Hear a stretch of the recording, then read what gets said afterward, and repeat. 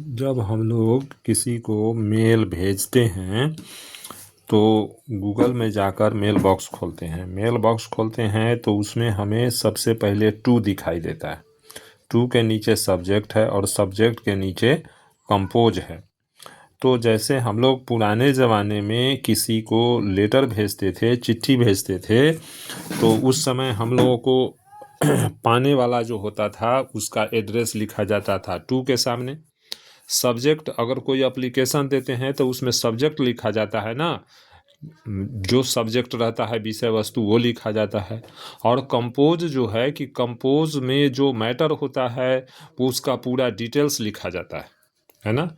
तो जैसे मान लीजिए कि टू द प्रिंसिपल, तो टू में जो है कि हम प्रिंसिपल के पास कोई एप्लीकेशन दे रहे हैं, कोई मैसेज दे रहे हैं, तो to the principal, to the manager ये सब लिखाएगा। जो सब्जेक्ट है, अगर हम छुट्टी के लिए लिख रहे हैं तो subject for the leave of the ground, अगर प्रिंसिपल को दे रहे हैं।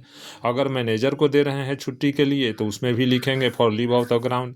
फॉर अगर लोन माफ़ी के लिए दे रहे हैं तो उसका सब्जेक्ट लिखेंगे और पूरा डिटेल्स लिखेंगे कि अगर लोन माफ़ी के लिए दे रहे हैं, मैनेजर के पास मेल भेज रहे हैं तो हमको कंपोज में लिखना होगा मेरा अकाउंट नंबर कितना है, आईएफएससी कोड कितना है, कौन सा ब्रांच है ना, क्या क्या हमको माफ़ करना है। अगर छुट्टी के लिए हम प्रिंसिपल को अगर कंपोज कर रहे हैं तो कंपोज में लिखना होगा कि हमको इतना तारीख से इतना तारीख तक, कितना तारीख तक हमको छुट्टी चाहिए।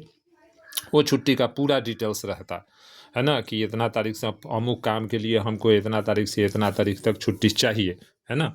वो पूरा डिटेल्स लिखा जाता है।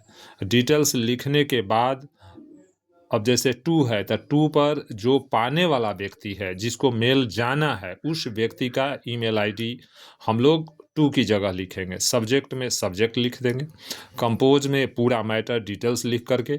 और तब उसके बाद जो है कि यहाँ दो साइन दिख रहा है, एक ये गोला वाला साइन है गोल गोल, और दूसरा ये एरो साइन है। एरो साइन पर जब क्लिक करेंगे तो हमारा मेल जो है जिसको भेजेंगे उसके पास चला जाएगा, है ना।